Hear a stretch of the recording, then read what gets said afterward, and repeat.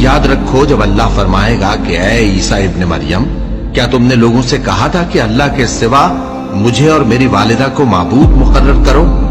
वो कहेंगे कि तू पाक है, मुझे कब शाया था कि मैं ऐसी बात कहता जिसका मुझे कुछ हक नहीं। अगर मैंने ऐसा कहा होगा तो तुझको मालूम होगा, क्योंकि जो बात मेरे जी में है तू उसे जानता है, और जो तेरे जी में है उसे मैं नहीं जानता। बेशक तू अल्लामुल गुयूब है। मैंने इनसे कुछ नहीं कहा बजुज़ उसके जिसका तूने मुझे हुक्म दिया, वो ये कि तुम अल्लाह की इबादत करो जो मेरा और तुम्हारा सबका परवरदिगार है, और जब तक मैं उनमें रहा उनके हालात की खबर रखता रहा। फिर जब तूने मुझे दुनिया से उठा लिया तो तू ही उनका निगरां था, और तू हर चीज से खबरदार है। अगर तू उनको अजाब दे तो ये तेरे बंदे हैं, और अगर इन्हें बख्श दे तो तेरी मेहरबानी, इसलिए कि तू ही गालिब है, हिकमत वाला है। अल्लाह फरमाएगा कि आज वो दिन है कि सच्चों को उनकी सच्चाई ही फायदा देगी।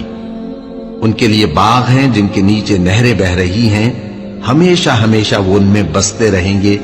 अल्लाह उनसे खुश है और वो अल्लाह से खुश हैं। यही बड़ी कामयाबी है। आसमान और जमीन और जो कुछ इन दोनों में है, सब पर अल्लाह ही की बादशाही है, और वो हर चीज पर कादिर है।